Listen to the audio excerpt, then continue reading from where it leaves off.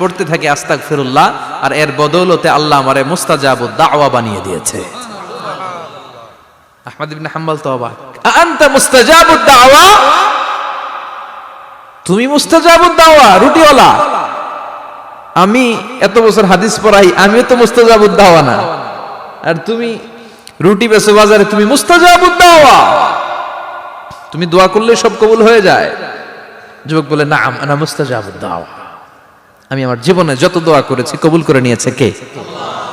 সব দোয়া কবুল করে নিয়েছে আল্লাহ, একটা দোয়া ছাড়া। কয়টা? আহমদ ইবনে হাম্বলের কৌতূহল, কিউরিওসিটি। আসসালামু আলাইকুম ইসলাম দরদি ভাই ও বোনেরা, আমার এই গোস্ট এশিয়ার ইসলামিক ইউটিউব চ্যানেল যারা দেখছেন তাদেরকে জানাই আমার আন্তরিক প্রীতি ও শুভেচ্ছা।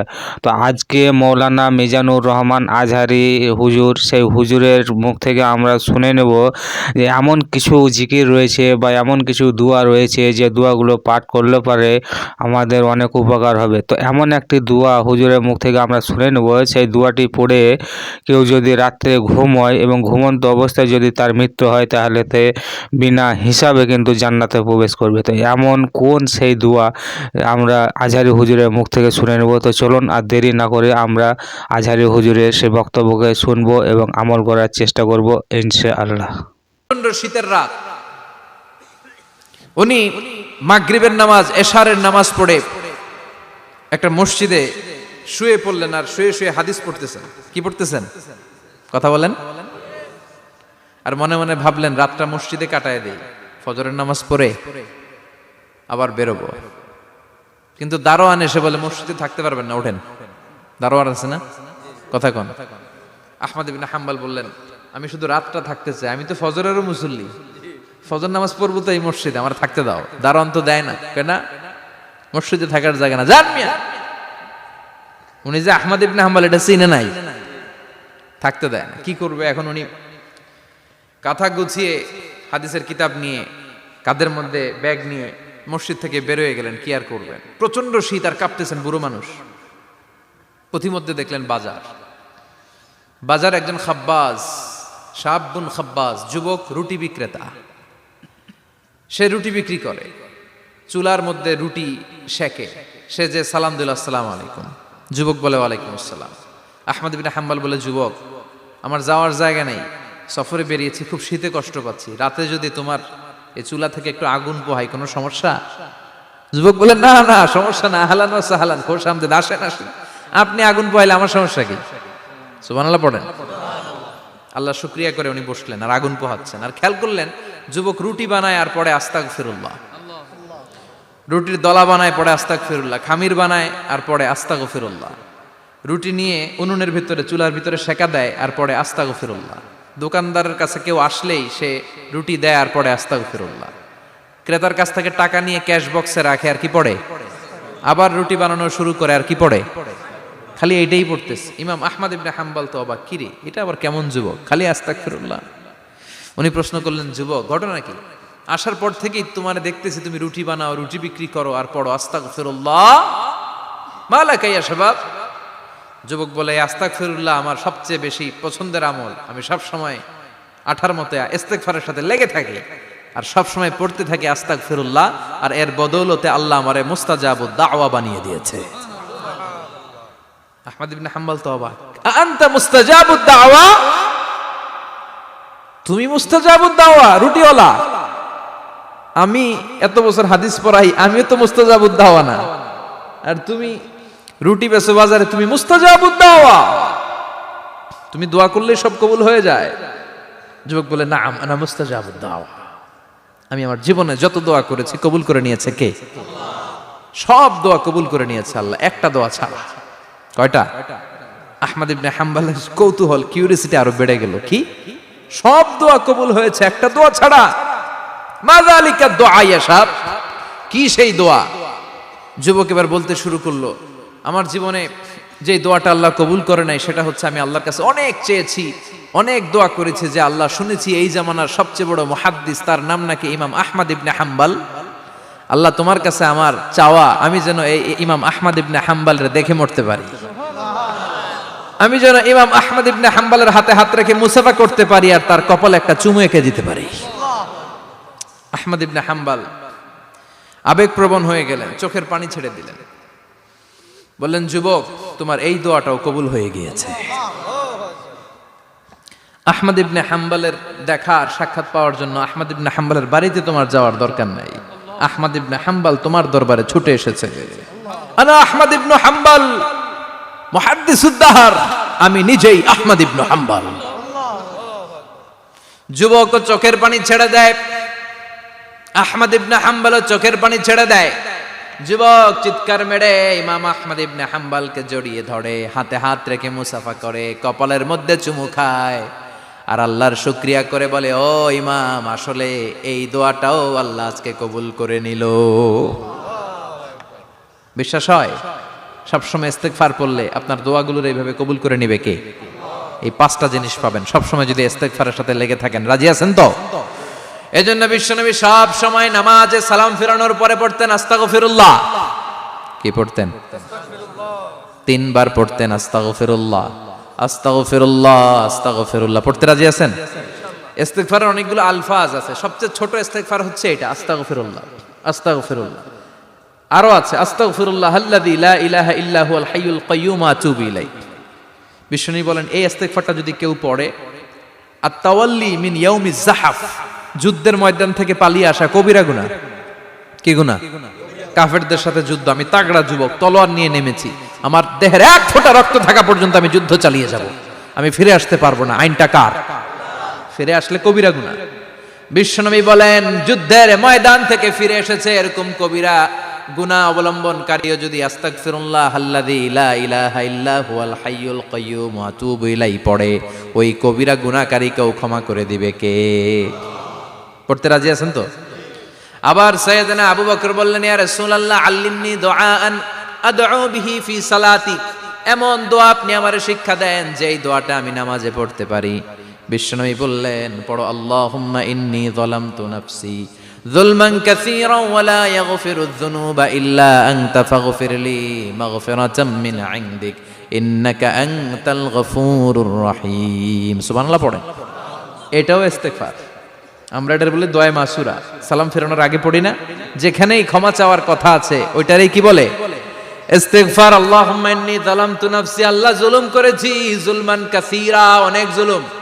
ওয়ালা ইয়াগফিরুয যুনুবা ইল্লা আনতা, তুমি ছাড়া এই গুনাহ ক্ষমা করার তো কেউ নাই।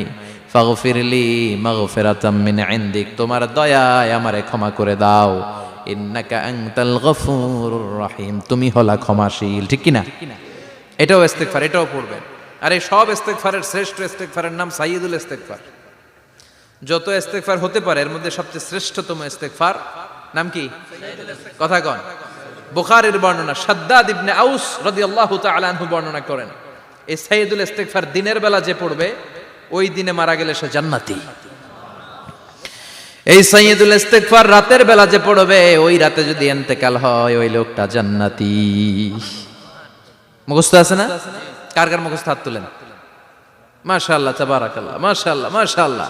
আর যাদের নাই তাদের হোমওয়ার্ক, তাদের আল্লাহুম্মা আনতা রাব্বি লা ইলাহা ইল্লা আনতা খালাকতানি ওয়া আনা আবদুক ওয়া আনা আলা আহদিকা ওয়া ওয়া'দিকা মাস্তাতা'তু আউযু বিকা মিন শাররি মা সানা'তু আবুউ লাকা বিনি'মাতিকা আলাইয়া ওয়া আবুউ লাকা বিযামবি ফাগফিরলি ফাইন্নাহু লা ইয়াগফিরুয যুনুবা ইল্লা আনতা। সুবহানাল্লাহ পড়েন। আজকে রাতে পড়ছেন, মারা গেলে জান্নাতি। চিল্লায় পড়েন না আল্লাহু আকবার। এজন্য বিশ্বনবী বলেন, আমার আগের গুনাহ মাফ, পরের গুনাহ মাফ, তারপরেও প্রতিদিন আমি 70 বার তওবা ইস্তেগফার পড়ি। আজকে থেকে পড়তে রাজি আছেন তো? বেশি বেশি ইস্তেগফার পড়া যাবে না? একটু প্রাণ খুলে দিল খুলে আওয়াজ করে পড়েন তো আস্তাগফিরুল্লাহ। আর জোরে পড়েন আস্তাগফিরুল্লাহ। আবার সবাই পড়েন আস্তাগফিরুল্লাহ। সব সময় তওবা ইস্তেগফার যারা পড়ে তাদেরকে পছন্দ করে কে? সব সময় জিকির করে করে জিহ্বাটারে যারা ভিজিয়ে রাখে তাদেরকেও পছন্দ করে কে? আল্লাহ বলেন, ওয়াজকুর রাব্বাকা ফি নাফসিকা তাদাররুআন ওয়া খীফাতান ওয়া দুনাল জাহরি মিনাল কওলি বিল গুদুবি ওয়াল আসাল ওয়া লা তাকুম মিনাল গাফিলিন। সুবহানাল্লাহ পড়েন। আল্লাহ বলেন, ওয়াজকুর রাব্বাকা ফি নাফসিক, আল্লাহরে মনে মনে ডাকো, তাদাররুআ ওয়া খীফা, আল্লাহর জিকির করতে আল্লাহ বলেছেন ফি নাফসিক। বুঝতেছেন না অর্থ? ফি নাফসিকা, মনে মনে আল্লাহর জিকিরটা করো। তাদাররুআ ওয়া খীফা, তাদাররুআ মানে বিনয়ের সাথে, with full of humility, submission and humbleness, বিনয়ের সাথে আল্লাহর ডাকো। ওয়া খীফা, গোপনে গোপনে ডাকো। দুনাল জাহারি মিনাল কওল, চিৎকার চেঁচামেচি করে ডেকো না। কার কথা? আওয়াজ করে জিকির করো না। এই যে আমরা মাহফিলে লা ইলাহা ইল্লাল্লাহ জিকির করে, এটা তালিমান। উদ্দেশ্য কি? তালিমের জন্য আওয়াজ করে জিকির জায়েজ আছে, কিন্তু ব্যক্তিগত জিকিরের যে ইবাদতটা, এটা আস্তে আস্তে হইতে হবে, এটা ভদ্রভাবে হতে হবে, চিল্লাচিল্লি করে নয়। আবার তালিমের জিকির ওইটাও ভদ্রভাবে। ইন্নাল্লাহা জামিল ইউহিব্বুল জামাল, আমার আল্লাহ সুন্দর, আমার আল্লাহর জিকিরের মধ্যেও সৌন্দর্য আছে না নাই? কিন্তু এদেশে জিকিরের ভেতরে লাফালাফি আছে না নাই? বেশি না কম? কি বসেন বসেন, হ্যাঁ বসে যান তো, অনেক ধরনের আছে জিকির। হ্যাঁ বসেন বসেন, বসে যান। হ্যাঁ হাইবার আলী, এটা কি আবার জালালি? তো এই যে ইন্নাল্লাহা জামিল ইউহিব্বুল জামাল, আমার আল্লাহ সুন্দর, আমার আল্লাহর জিকিরের মধ্যেও সৌন্দর্য আছে না নাই? তালিমের উদ্দেশ্যে সবাই মিলে জিকির করা যায়, কিন্তু চিল্লাফাল্লা করা যাবে না, লাফালাফি করা যাবে না, মাথা ডানে বায়ে ঝোলানো যাবে না, ঠিক কি না? কিন্তু লাফালাফির জিকির আছে না নাই? লাফাইতে লাফাইতে, হ্যাঁ গাছের আগায় বাঁশের আগায়। আবার যিনি জিকির পরিচালনা করে ওনার কান্দে যাই ওঠে, আছে না নাই? বিশ্বনবী সাহাবীদের নিয়ে জিকির করছেন, সাহাবারা লাফাতে লাফাতে খেজুর গাছের আগায়, হাদিসে আছে না এটা? বিশ্বনবী সাহাবাদেরকে নিয়ে জিকির করছেন, লাফাতে লাফাতে আবু বকর বিশ্বনবীর কান্দের উপরে, আছে হাদিসে আছে। এটা জিকির নয়। কি সুন্দর দেখেন, ইসলাম বুঝা কত সহজ। ওয়াজকুর রাব্বাকা ফি নাফসিকা তাদাররুআ ওয়া খীফা, গোপনে জিকির করো, ভদ্রতার সাথে বিনয়ের সাথে জিকির করো।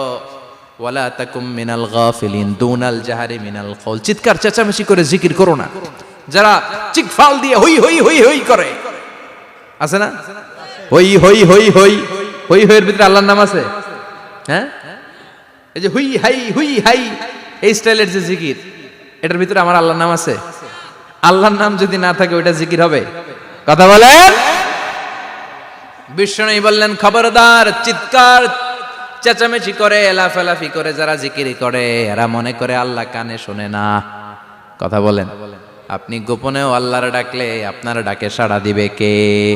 এজন্য রাব্বুল আলামিন বলেন, ফাযকুরুনি আযকুরকুম ওয়াশকুরুলি ওয়ালা তাকফুরুন। বান্দা আমার জিকির তোমরা করো, আমিও তোমাদের জিকির করব, ঠিক কি না? আমরা যদি আল্লাহর জিকির করি, আমাদেরও জিকির করে কে? সুবহানাল্লাহ কইবেন না? আমরা আল্লাহর জিকির করে, আল্লাহ নাকি আমাদের জিকির করে, জানো তো না কথা এটা। আবার হাদিসে কুদসিতে আল্লাহ বললেন, ফাইন যাকারানি ফি নাফসি যাকারতুহু ফি নাফসি, আমার বান্দা যদি একা একা আমার জিকির করে, আমি আমার বান্দার একা একা স্মরণ করি। ওয়া ইন যাকারানি ফি মালাইন যাকারতুহু ফি মালাইন খায়রিম মিনহু, এরকম মহা সম্মেলন করে যদি কেউ আমি আল্লাহর জিকির করে, আমি এর চেয়েও বড় মহা সম্মেলন ফেরেশতাদেরকে নিয়ে করে আমার বান্দারে স্মরণ করি। ওয়া ইন তাকাররাবা ইলাইয়া শিবরান তাকাররাবতু ইলাইহি যিরাআন, আমার বান্দা যদি আমার দিকে এক বিঘত আসতে চায়, আমি আমার বান্দার দিকে এক হাত এগিয়ে যাই। আমার বান্দা যদি আমার দিকে এক হাত আসতে চায়, আমি আমার বান্দার দিকে দুই হাত যাই। ওয়া ইন আতানি ইয়ামশি আতাইতুহু হারওয়ালা, আমার বান্দা যদি আমার দিকে হেঁটে হেঁটে আসতে চায়, আমি আমার বান্দার দিকে দৌড়ে দৌড়ে যাই। সুবহানাল্লাহ পড়েন। এজন্য বিশ্বনবী বলেন, লা ইয়াজালু লিসানুকা রাতবাম মিন যিকরিল্লাহ, আল্লাহর জিকির দিয়ে জিহ্বাটারে ভিজিয়ে রাখবা। কার কথা? চিল্লায় বলেন, কার কথা?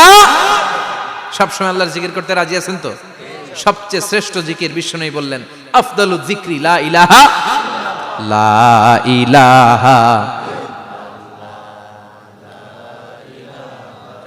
লা ইলাহা ইল্লাল্লাহু মুহাম্মাদুর রাসূলুল্লাহ সাল্লাল্লাহু, সবচাইতে শ্রেষ্ঠ জিকির লা ইলাহা, এর চেয়ে শ্রেষ্ঠ জিকির আছে? কথা বলেন। হ্যাঁ বন্ধুরা, আজকের ভিডিও কিন্তু এই পর্যন্ত। এরপরে কিন্তু আবার আমরা নতুন কোনো একটা ভিডিও নিয়ে উপস্থিত হবো। তাই বন্ধুরা, আমার এই চ্যানেলটাকে যারা সাবস্ক্রাইব করবেন তারা কিন্তু প্লিজ দয়া করে সাবস্ক্রাইব করে নিও।